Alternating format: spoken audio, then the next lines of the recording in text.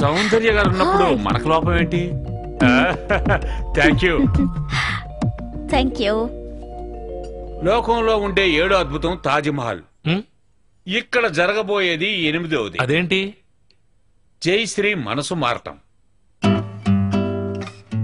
అదే చెప్పేది, ఆడవాళ్ళ మనసును ఎవరూ అర్థం చేసుకోలేరు అని.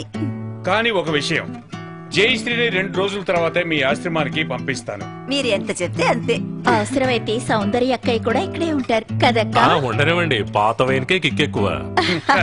సరే, ఈ రోజు కొత్త చాలు. జయశ్రీ చేత్తో నాకు ఫస్ట్ పెగ్ తాగాలనుంది. జయశ్రీ ఇలారా రా. సారా ఆశపడుతున్నారు కదా, నీ చేత్తో ఇవ్వు. కమాన్, నాకు మాత్రమే ప్లీజ్. చూడు చేతులు ఎలా వణుకుతున్నాయో. ఎప్పుడు ఇవన్నీ నేర్చుకుంటావు? ఇలా ఇవ్వు. అక్క మీరు పోయండి, నువ్వు వెళ్ళి యాపిల్ కట్ చేసుకురా. మోనిక, జయశ్రీని యాపిల్ కట్ చేయడానికి నేను ఇక్కడ తీసుకురాలేదు. చిన్నమ్మాయి కదా, రాను రాను అర్థం అవుతుంది. మీరేం భయపడక్కర్లేదు. Thank you. షో, అన్నీ నేను చూసుకుంటాను. అలాగా? ఓకే, అయితే cheers.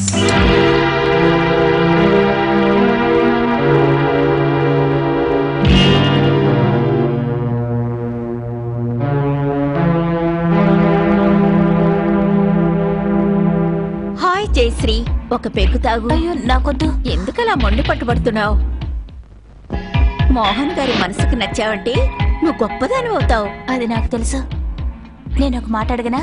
ఏమిటి? నువ్వు దేవుణ్ణి నమ్ముతావా? నమ్మకమా? నేనెలా బ్రతికినా ప్రతి ఆదివారం చర్చికి వెళ్తాను. నేను కూడా నీలాగే 2 రోజులు ఉపవాసం ఉంటున్నాను. అయ్యో, మోహన్ గారు ఏమంటారు? నువ్వే ఆయన నొప్పించాలి. ఈ 2 రోజులు నన్ను కాపాడు. నీకు దేవుడంటే నమ్మకం ఉందిగా, ఎలాగైనా నన్ను కాపాడు. ఓకే, డోంట్ వరీ, నేను చూసుకుంటాగా. సో ఒక గుడ్ న్యూస్. ఏమిటి? మీరు వెళ్ళమని చెప్పేంత వరకు తను ఇక్కడే ఉంటుంది. Very good. కానీ ఒక చిన్న షరతు.